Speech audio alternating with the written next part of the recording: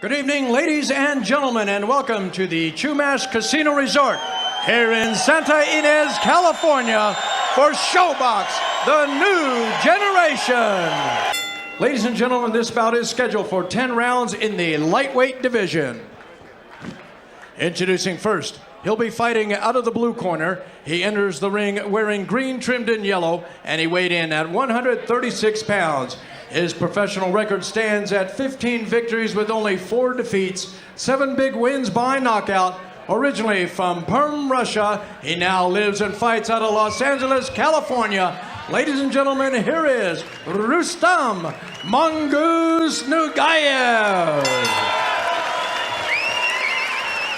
And his opponent fighting out of the red corner. He's wearing the gold trunks and he weighed in at 138¼ pounds. He has a perfect professional record, 15 bouts, 15 victories with no defeats, including 10 wins by knockout. From Denver, Colorado, ladies and gentlemen, here is Энтони "The Matrix" Mora. Protect yourself at all times. Touch him up. Good luck to both of you. In the past 24 hours, he's in yellow. Will it affect him? Rustam Nugaev, Mora, unusually tall, 6 feet even, Steve, at 135. Yeah, you know, Nugaev, you can see he's 5'10". That's fairly tall. That's certainly taller than the average lightweight. And I asked Nugaev, have you ever fought an opponent 6 foot tall? And the issue, Steve, is it doesn't necessarily make him susceptible to a brain injury or anything, but it affects all his other physical systems when you have to dehydrate and rehydrate that quickly. Reflexes, strength will watch, his balance, his coordination, even his judgment. You see that at 10 a.m. this morning, Mora made the weight that was agreed upon by the other side. It was 144. From 10 a.m. to 5 p.m., he only put on 2 more pounds. To me, that's a good sign that he's not 160 in there. Boy, Nugaev been close, but he's just not busy enough, and he got clipped with a little right hand from Mora. But Mora now clinching. He wants to create some distance. He really doesn't want to be on the inside much, Steve, but he's got the jab. He should be able to stand tall and control Nugaev pretty well. Control range from outside. Uppercut from out of nowhere. Dangerous. Always a bad idea, isn't it? Yeah, that looked amateurish. He was flailing. The thing about Mora, I think, style-wise, he's very tall. If he's moving forward or moving back, he's okay with distance. When he's on the inside, he's useless. That's where Nugaev should be, but I don't know if that's Nugaev's style. Here comes Nugaev in front, and Nugaev in front. Not much on any of those shots inside from him. I was encouraged by the fact, Steve, in his 4 fights in America, he's dropped every one of the opponents, and these guys were no stiffs by any means. Collectively winning 65 of 79 fights. He won 3 of those 4, but he's not exhibiting any real power here, and his left hand looks dangerously low, Nugaev. But Mora not looking especially quick and hesitant to pull the trigger as they feel each other out here with a half minute to go in the first. Well, getting back to that graphic, you may say, why did we make such a big deal of the weight? Because right now, as of 5 p.m. tonight, Nugaev was heavier. But Nugaev didn't kill himself to make weight yesterday, and Mora looked dreadful when we saw him struggle to make weight. Well, California here, they're doing a weight study, pre and post weights, to help monitor and evaluate the effects of significant swings in weight on the performance of fighters. And we'll see about Энтони Mora here, how much gas he has, what he's really made of. As find out, Nugaev, though, definitely was cautious and tentative in the first round, as he's allowed to be, Steve, and really sees what Mora has. Mora leaning back now, not using his height to any advantage. There's that right uppercut. That's so dangerous because you leave yourself wide open for a counter shot. But Mora likes it. It's his best punch. Nugaev sort of rolling with those shots. Mora, a lot of arm punching, as you said, not very impressive. He was warming up with a lot of authority on his shots, but nothing, of course, was coming back at the time.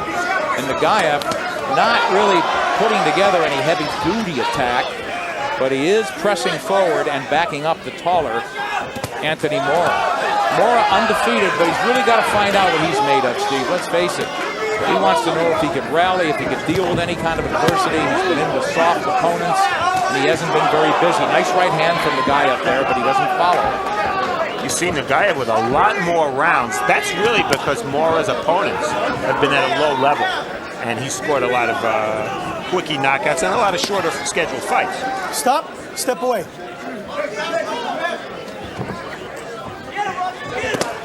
Mora in the yellow. He's the taller guy. Nugaev all over him, but then backing off and trying to reload. Lead right hand from Mora, again looking amateurish. Yeah, his right hand is low. He overuses it. And you know what? If Nugaev could time one of those right uppercuts, which come from too far away, Nugaev's best punch is his left hook. That would be what I'd be looking for if I were Nugaev's trainer. Nugaev, a little bit of crossover defense there. He eludes a right hand from Mora.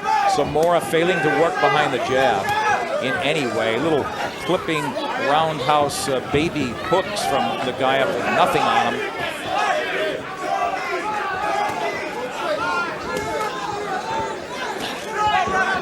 Nugaev again with punches, not crisp, not straight down the middle.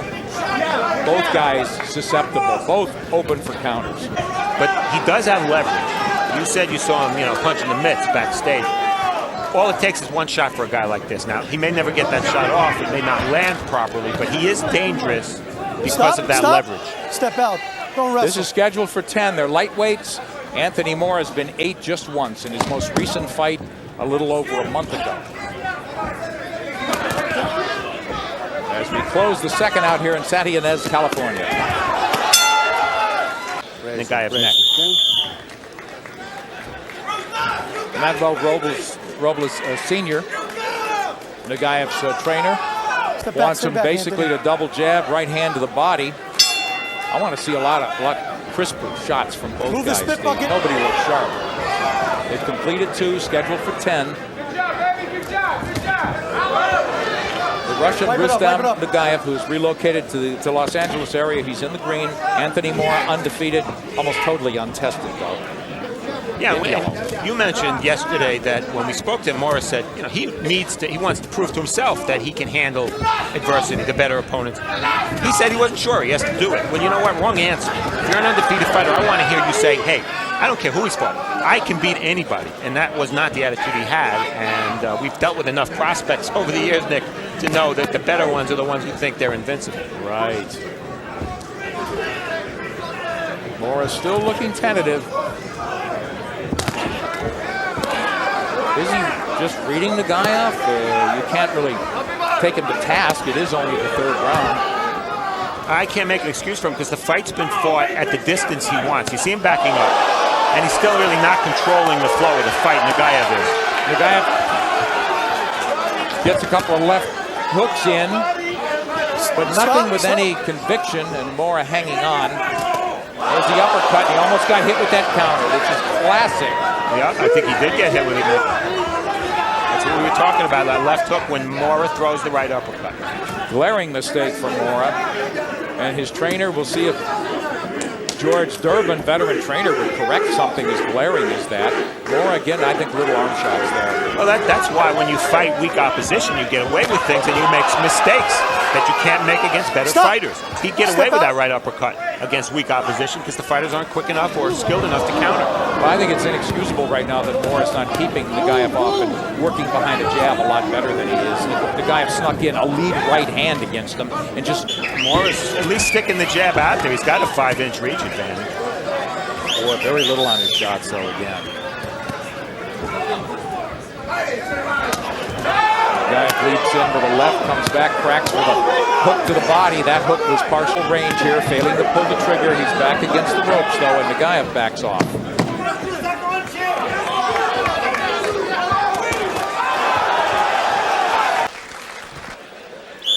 Steve, you got to give it to Lacey. You go where the money is, of course, but he's going to this guy's backyard. As you look at he's come out with a little bit more heat in this round, trying to close the gap. Mora waiting to counterpunch there off the ropes. Not much power on Mora's shots, Nick. One of the reasons he squared up.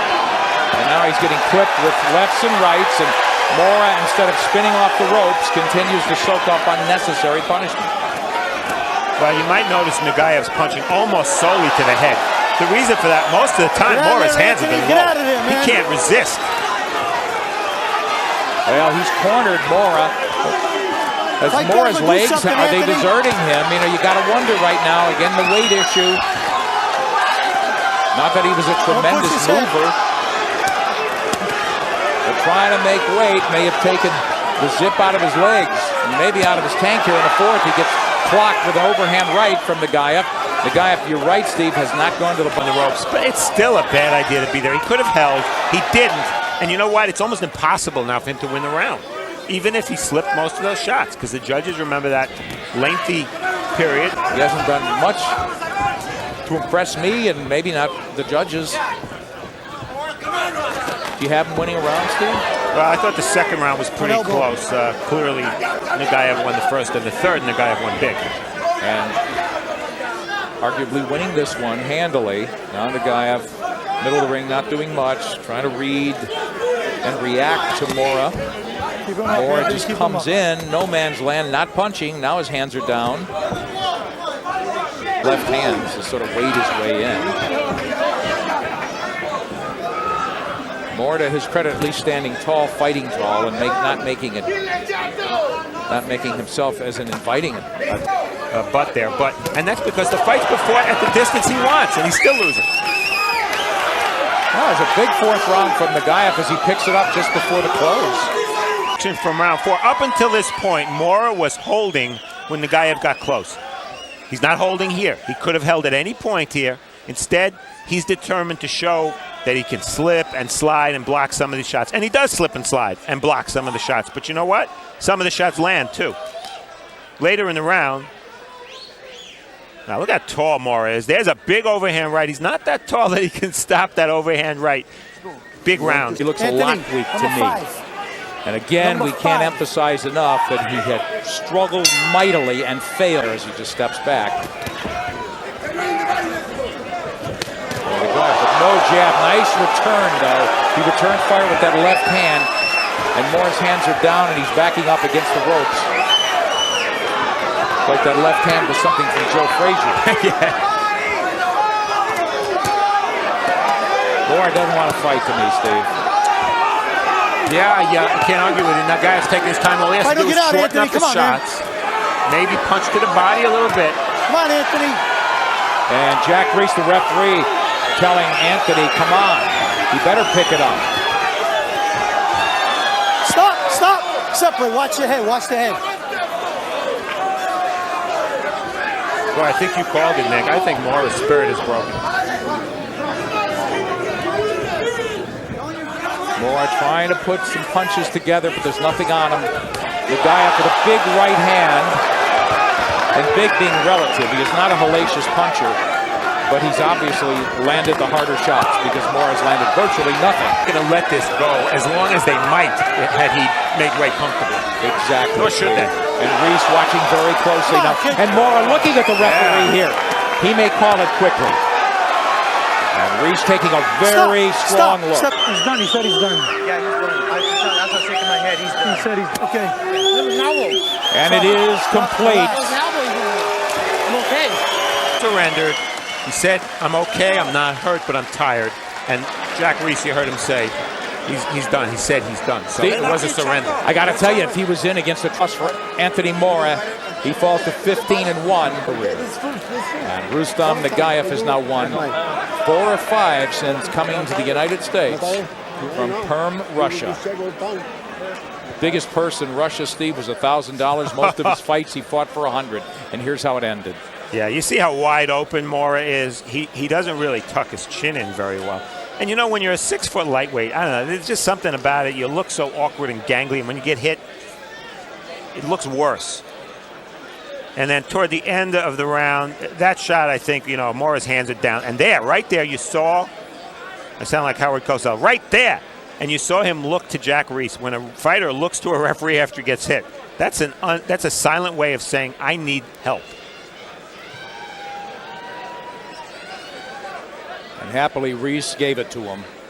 Yeah, no, Jack Reese did a good job. He was smart to call the doctor, and he didn't have to. He could have stopped the fight himself.